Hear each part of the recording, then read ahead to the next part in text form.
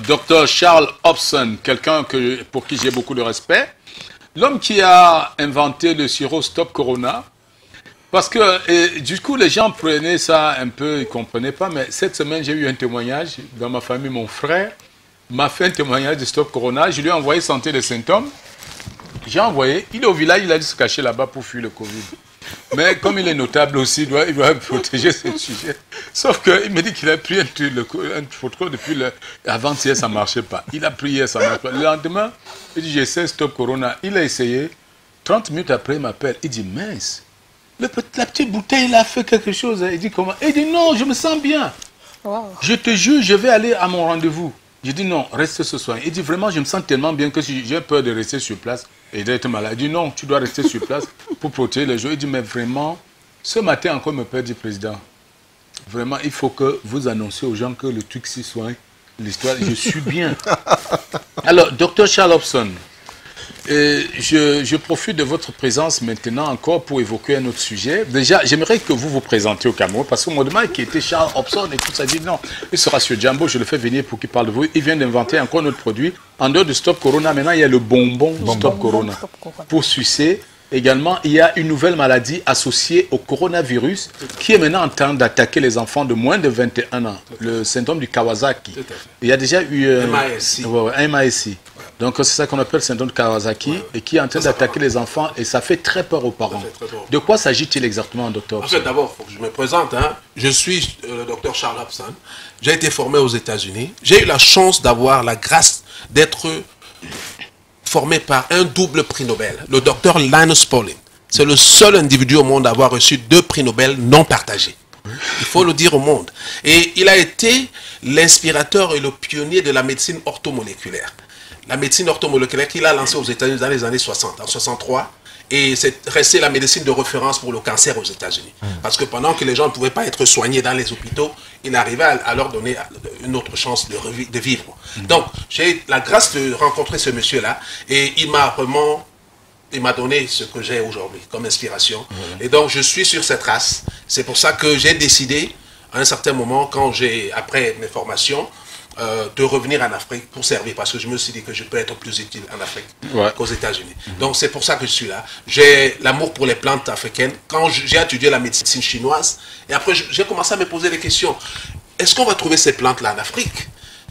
Après, je me suis rendu compte que ça ne va pas être possible. Donc je me suis mis donc à étudier les plantes africaines. Toutes les plantes africaines qui ont été testées in vivo, in vitro dans les laboratoires aux États-Unis, je les connais. Et c'est ces plantes que j'utilise aujourd'hui. Donc c'est de la science. Parce que les gens racontent des histoires. Ils pensent que ceux qui utilisent les plantes n'ont aucune démarche scientifique. Ce n'est pas vrai. Ce n'est pas vrai. Voilà. Donc maintenant pour revenir à la question du MIC. Le MASC. Le MASC, c'est Multisystemic Inflammatory Syndrome. Donc le syndrome inflammatoire multisystémique. C'est-à-dire que ça s'attaque à plusieurs systèmes, y compris le cœur, ça s'attaque au système gastro-intestinal, mais ça provient également de la fièvre. C'est une sorte d'infection tardive du corona qui s'attaque plus aux enfants de moins de 21 ans. Donc, il y a en ce moment des cas en France, il y a des cas en Angleterre, il y a des cas aux États-Unis. Donc, il est temps vraiment pour que... Parce que moi, je fais toujours les choses par anticipation. Je ne voudrais pas que les parents attendent 2-3 mois et qu'il commence à avoir des morts parce qu'un enfant est retourné à l'école, on ne sait pas ce qui lui est arrivé. On peut commencer aujourd'hui à trouver un moyen pour protéger ces jeunes-là qui vont retourner à l'école bientôt, après le déconfinement. Voilà. Alors, est-ce que vos inventions, déjà le sirop Stop Corona qui est en train de faire ses preuves, est-ce que vous avez eu encore à soigner d'autres cas depuis une semaine? Depuis une semaine, j'ai au moins 25 cas que j'ai soigné. D'ailleurs, je dois dire que quand je suis sorti d'ici, il y a un pasteur dont la femme a été testée positive. Vous savez, j'ai eu du mal quand j'ai appris qu'il y a un autre pasteur qui est mort à Bonabéry. Qui est décédé à Bonabéry. On va revenir sur ce cas. Donc ce pasteur-là, il m'a vu sur Jambo et il a vu quelqu'un me voir. Et il dit, bon, sa femme est couchée depuis une semaine, elle ne bouge pas. Elle a été testée positive. Donc, il est venu, il a pris 2 flacons, il est parti. Il me rappelle le soir, il me dit, qu'est-ce qu'il faut faire? Quelle est la posologie? Il dit, mais comme votre femme est couchée, peut-être vous pouvez donner 2 ou 3 cuillerées à soupe. Il me dit, non, c'est trop tard. Est-ce que je peux le donner une là maintenant et puis le lendemain? J'ai dit, il n'y a pas de problème. Il a donné ça. Et le lendemain, à 7 h, j'étais à Yaoundé, il m'envoie un message. Il me dit, thank you, doctor. En anglais, il me dit merci beaucoup. Ma femme est déjà debout. Elle marche. Elle fait, je ne sais pas ce qui arrive parce que ça fait une semaine qu'elle était couchée. Donc, j'ai eu d'autres personnes. À Yaoundé, il y a une dame qui est venue me voir dont un membre de la famille est mort. Et elle s'occupait du malade. Elle a touché le malade plusieurs fois. Elle était inquiète. Donc, elle m'a donc amené un autre malade qui également était testé positif. Et aussi, au bout d'une journée, ils ont retrouvé... Plusieurs cas de guérison. Il y a plusieurs cas de guérison. Il y en a plusieurs. C'est-à-dire qu'il y en a même que je ne connais pas encore. Quand je vous parle de mon frère, il n'a pas pris 2 fois. Oui, il a pris une fois, il m'a dit ça va. On a plusieurs cas. Il y a des gens, aujourd'hui, je vous dis, à Yaoundé, nous n'en parlons pas parce que j'ai... En tout cas, et maintenant, vous avez un autre produit. Voilà. Le bonbon Corona. Et le bonbon Corona, je l'ai mis au point pour les enfants d'abord. C'est aussi pour les adultes. Mais je me suis dit, il faut que les enfants puissent rentrer à l'école, qu'il n'y ait pas de danger. Maintenant, comme on commence à parler de plus en plus du MAS-C, les enfants vont être exposés. Donc, il faut qu'on les prépare, qu'on prépare leur système immunitaire, qu'on le renforce. C'est des petits bonbons que tout le monde peut prendre, les adultes, mais on n'a pas besoin de donner une grande quantité aux enfants. Juste un petit morceau, c'est largement suffisant. Parce que c'est quand même costaud, hein, les morceaux de bonbons. Oui, c'est costaud. Voilà un petit morceau. On casse juste un petit morceau comme ça. Les enfants sucent. J'ai le mien que c'est ça, docteur Hobson. J'ai encore le mien là que je suis en train de faire. Tout le monde peut prendre, sans danger. Le mien est assez large. Hein. Sans danger, et je vous garantis, ce bonbon-là, non seulement les enfants vont l'aimer, mais il va les protéger, il va également les rendre intelligents. Okay, Dr. Hobson. Talking about the MISC, that one actually caught my attention because it's going to scare a lot of parents out here. Absolutely. So I wanted to know, for parents who are ignorant about it, what are the signs and what are the symptoms that can actually show on your child or on your kid that can push you to go check that out? Okay, the first thing is the fever. You know, they're going to have fever. It's one of the symptoms. The second one is you're going to have an inflammation of your gastrointestinal system. And you can also have an inflammation of your heart.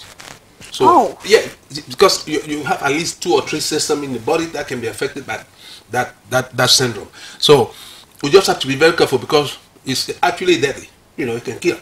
Is there any pain associated to those inflammations that a child can tell, mommy, I'm feeling pain? They feel some pain if they have some gastrointestinal, inflammation, or you're having something, it's not going right with the heart. With the heart. Maybe the heartbeat can get faster. Exactly. Alors, merci docteur. Merci Vichy pour cette question, parce que beaucoup de parents se demandent, mais comment est-ce que on identifie les syndromes de Kawasaki chez les enfants? Ça commence comment? Ça commence par une fièvre d'abord. D'abord une fièvre qui est permanente, qui est persistante. Ensuite, il y a des inflammations. On peut avoir des inflammations au moins de 2 ou 3 systèmes. Inflammation gastro-intestinale et une inflammation au niveau du cœur. Donc le cœur peut changer, peut battre un peu plus et on peut avoir des malaises au niveau cardiaque. Donc ça peut également affecter d'autres systèmes dans le corps. C'est-à-dire que c'est au-delà de... Oula. Oui, c'est mais plus dangereux. Il faut faire attention, c'est plus dangereux même que le coronavirus. Absolument, c'est plus dangereux. Alors là, et comment prévenir cela, docteur Hobson? En dehors du bonbon? Bon, en dehors du bonbon, le sirop et le bonbon peuvent être combinés. On peut donner ça aux enfants. Ça peut prévenir. Docteur Hobson, pardon, président, j'ai une préoccupation et qui va certainement intéresser les parents qui nous regardent à la maison. Aujourd'hui, vous proposez ce produit bonbon anti-coronavirus. L'État camerounais a communiqué les différentes dates pour les prochains examens officiels au Cameroun et si possible la prochaine rentrée scolaire. Pendant les examens officiels, on a tous composé. Les enfants sont pratiquement aussi côte à côte. Alors, vous venez proposer aujourd'hui des bonbons. Déjà, j'ai goûté. Franchement, c'est délicieux. Personnellement, j'achète. Alors, et ça pique bien. On sent ça pique bien. C'est intéressant. Ça paraît efficace directement au premier goût. Alors, docteur Hobson, aujourd'hui, avec ce produit qui va certainement intéresser et guérir des enfants, est-ce que vous avez pensé au moyen de distribution? C'est-à-dire, comment est-ce que vous allez pouvoir convaincre les Camerounais ou encore le gouvernement camerounais pour que ce produit soit disponible dans les centres d'examen, dans les écoles, dans les boutiques, afin que nos enfants soient déjà protégés? Vous savez, moi, je suis comme un serviteur du peuple. Je fais mon travail, je suis un chercheur. Je passe toute ma journée à faire la recherche. Le soir, je vais faire des consultations. C'est le travail que je fais. Je suis là pour trouver des solutions. Quand il y a un problème de santé, je cherche. Vous avez quand même rencontré le ministère, approché le ministère de la recherche. Je suis allé au ministère où j'ai déposé mes 3 premiers produits. Avant que les produits, qu'on parle du corona en Afrique, j'avais déjà 3 produits que j'avais formulés. Qui sont toujours au ministère. Je n'ai pas encore de réaction aujourd'hui. Je continue à espérer parce que je suis reparti à Yaoundé il y a 3 jours pour parler aux autorités à encore un autre niveau. de mes nouveaux produits. Ok. Donc, j'espère qu'ils vont réagir parce que mon souhait serait que chaque enfant puisse avoir ce bonbon s'il en allant à l'école et que le gouvernement puisse nous accompagner pour protéger la population. Je ne peux pas le faire seul. Vous comprenez un peu? C'est tout ce que je demande. Et même s'il y a des médecins là-dehors... D'ailleurs, votre démarche est louable. On a vu, vous laissez les petites bouteilles de Corona à 2000 francs. C'est la grande bouteille à la portée qui de tout le 5 monde. 000. C'est à la portée de tout le monde. Parce que c'est vraiment louable. C'est tout ce que j'attends. S'il y a des médecins là qui nous regardent et qui veulent nous accompagner... Ben, alors, cette semaine, docteur Hobson, une clinique a été fermée à Douala. Comment vous avez trouvé déjà cette action? Parce que est-ce que vous êtes de ceux qui pensent que c'est une décision d'abord premièrement émotionnelle de la part du ministre? Vous fermez cette clinique ou alors quel est votre regard? Moi, je pense que quand il y a une situation, il faut toujours des enquêtes. Ouais. Parce que, comme on dit, moi on m'a appris en anglais que there's always two sides any story. Yes. Two sides. C'est-à-dire que quand vous prenez une décision impulsive, émotionnelle, rapide, vous n'avez pas eu le temps de regarder les deux cas, parfois à vous regretter plus tard. Ouais. Parce qu'il faut prendre le temps d'enquêter. Même dans les pays les plus développés du monde, on ne va pas arrêter les gens n'importe comment, on ne va pas fermer les choses. On mène une enquête, on établit les faits, et après on punit les gens si c'est nécessaire. Moi je pense que c'est la démarche qu'il faut utiliser. Voilà, il fallait mener une enquête parce qu'il faut dire qu'en même temps, les faits reprochés ne sont pas totalement faux. Oui. Mais le gouvernement sait également qu'au Cameroun, il y a deux médecines. Bien sûr. Il y a une médecine sociale et une médecine bourgeoise. Tout à fait. Ceux qui choisissent d'aller vers la médecine bourgeoise, ils savent à quoi s'attendre. Absolument. Il faut dire, en même temps, les cliniques privées ont des charges. Absolument. Ils ont énormément de charges. Absolument. Il n'y a pas que les charges du personnel. Ils louent des immeubles, ce qui est un gros coût. Ils ont investi sur certains équipements qu'on ne trouve même pas dans les hôpitaux publics. Cela a un coût. Il y a un personnel, il y a l'entretien, cela a un coût. Mais on ne veut pas ici encourager les gens à extorquer de l'argent aux pauvres malades et utiliser la peur de la mort des gens pour les en prendre le maximum. Mais aussi, il y a des malades qui arrivent à un état désespéré qui ne peuvent plus être pris en charge, qu'on refuse même à l'hôpital. Puis on dit non, vous avez trop traîné à la maison. Alors, ces cliniques acceptent parce qu'elles veulent tenter de donner encore un espoir à la famille, mais malheureusement, ça n'arrive pas au bout. L'émotion pousse les gens à se plaindre, à s'énerver. J'ai vu même des familles s'attaquer à un médecin dans un hôpital public de la place parce qu'ils ont perdu un de leurs. Or, ce n'est pas la faute du médecin, c'est un fait. Parfois, les responsabilités sont partagées. Les familles gardent le malade trop longtemps à la maison. On va à l'hôpital quand il est déjà tard, mais on attend que le médecin fasse le miracle. Les pauvres médecins, eux-mêmes, ils sont hyper exposés. On a perdu encore un médecin hier à Yaoundé. Ils sont hyper exposés. Ils sont super stressés. Ils sont en train de donner le meilleur d'eux. Ils se battent comme ils peuvent, que ce soit surtout ceux du public. Je vois, quand je passe à l'hôpital à Quintini, j'ai des larmes aux yeux. Je vois comment les médecins, il y en a qui sont 4 jours sans fermer l'œil parce qu'ils veulent sauver des vies. Mais venez voir comment on les engueule quand ils n'arrivent pas à faire l'impossible. Alors là, il faut quand même... je pense que ce qui a été fait, peut-être monsieur le ministre a voulu frapper du poing sur la table et crier pour un stop, mais il faut quand même examiner les choses autrement. Mener les enquêtes, comme vous avez dit. Mener l'enquête et comprendre ce qui ne va pas parce que... En voulant régler un problème, on en crée d'autres. Que deviennent des patients qui étaient en suivi dans cette clinique? Que va faire le personnel? Ils vont aller au quartier.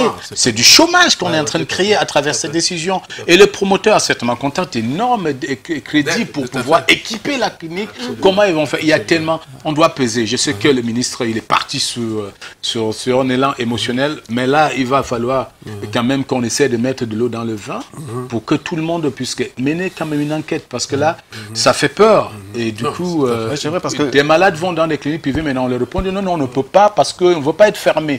Or, beaucoup ont été sauvés dans les cliniques privées. Ah oui. Beaucoup ont été sauvés. En ce qui concerne le Premier ministre-président, le docteur Manaouda Manachi, il a quand même indiqué qu'une enquête... le ministre de la Santé. Juste le ministre de la Santé, pardon. Il a indiqué qu'une enquête sera ouverte. Je crois qu'elle est pratiquement ouverte. Et le docteur de cette clinique-là, Mario Abali, docteur Mboula, il a dit qu'il devait aller au ministère de la Santé à Yaoundé pour rencontrer monsieur le ministre, discuter avec monsieur le ministre. Et j'apprécie justement la démarche de ce docteur qui est très républicain et qui a accepté d'aller vers son supérieur hiérarchique. Non, c'est ce qu'on doit faire. Il ne faut pas fermer les portes. Il faut ouvrir les portes. Et je pense que normalement, même on devait peut-être donner un avertissement.